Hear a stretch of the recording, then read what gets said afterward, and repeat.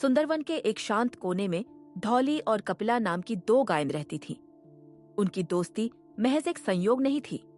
सालों पहले जब धौली एक छोटी बछिया थी और उसकी माँ उससे खो गई थी, तब कपिला ने ही उसे अपनी छोटी बहन की तरह पाला था। कपिला दीदी, देखो आज मौसम कितना सुहाना है। काश हमारी दोस्ती हमेशा ऐसे ही बनी रहे। धौली, वादा करो कि चाहे दुनियाएं इधर की उधर हो जाए, हम कभी एक दूसरे का हाथ नहीं छोड़ेंगे। जंगल के उस पार एक खूंखार भेड़िया रक्तमुख रहता है, जिसकी नजरें कमजोर और अकेले शिकार पर होती हैं। वे दोनों घंटों साथ चढ़ती, साथ सोती और एक दूसरे की आहट से खतरा पहचान लेती थी। रक्तमुख भेड़िया बहुत बूढ़ा और चालाक था। वह जानता था कि ताकत से वह इन दोनों गायों को नहीं हरा सकता। उसने झाड़ियों के पीछे छिपकर हफ्तों तक उनकी बातचीत सुनी और उनकी कमजोरी जान ली।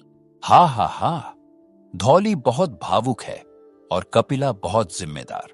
अगर मैं धौली के मन में यह डाल दूं कि कपिला उस पर एहसान कर रही है, तो मेरा काम बन जाएगा। एक शाम जब कपिला पानी पीने नदी किनारे गई, भेड़िया धौली के पास आया। उसने अपनी आवाज को बहुत बेबस और सच्चा बनाया। धौली बहन, मैं मरते मरते यहां आया हूं तुम्हें सच बताने। कपिला रोज रात को जंगल के दूसरे जानवरों से कहती है कि तुम एक बोझ हो। वह कहती है कि अगर तुम न होती तो वह आज जंगल की रानी होती। नहीं दीदी, ऐसा कभी नहीं कह सकती। यकीन नहीं आता तो आज रात देखना, वह तुम्हें सबसे अंधेरे कोने में सोने को कहेगी ताकि उसे ताजा हवा मिले। रात हुई।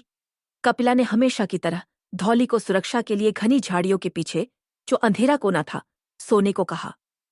धौली को भेड़िए की बात याद आई और उसका दिल टूट गया। बस बहुत हुआ कपिला, आज मुझे समझ आया कि तुम मुझे अपनी परछाई बनाकर रखना चाहती हो। तुम मुझे अंधेरे में धकेल कर खुद रोशनी में रहना चाहती हो। आज से तुम मेरी बहन नहीं हो। धौली, ये क्या कह रही हो? मैंने हमेशा तुम्हारा भला चाहा है। बाहर भेड़िया घूम रहा है। भेड़िया तुमसे ज्यादा खतरनाक नहीं है। मैं जा रही हूँ। धौली तेज बारिश और अंधेरे में अकेले भाग गई। कपिला वहीं बैठकर फूट फूट कर रोने लगी। उसे अंदाजा नहीं था कि उसकी छोटी बहन मौत के मुंह में जा रही है। धौली थककर एक गुफा के पास रुकी। तभी अंधेरे में दो लाल आंखें चमकी। रक्तमुख भेड़िया अब अकेला नहीं था, उसके साथ उसके दो और साथी भी थे। बेवकूफ धौली, तुझे क्या लगा मैं तेरा दोस्त हूं? आज तेरी और तेरी उस घमंडी बहन की कहानी खत्म होगी। लड़कों, हमला करो। तीन भेड़िए धौली को चारों तरफ से घेर लेते हैं। धौली अपनी जान बचाने के लिए बुरी तरह चिल्लाती है। उसकी आवाज पूरे जंगल में गूंज उठती है।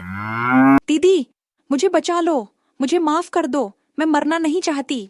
तभी बिजली कड़की और गुफा के मुहाने पर कपिला शेरनी की तरह खड़ी थी। उसने अपनी पूरी जान लगाकर एक भेड़िए को हवा में उछाल दिया। धौली, डरो मत। जब तक तुम्हारी ये दीदी जिंदा है, यमराज भी तुम्हें छू नहीं सकता। दोनों गायों ने कंधे से कंधा मिलाकर ऐसा युद्ध लड़ा जैसा जंगल ने पहले कभी नहीं देखा था। धौली ने अपने पैरों से भेड़िए का सर कुचल दिया और कपिला ने रक्तमुख को पहाड़ की छोटी से नीचे फेंक दिया।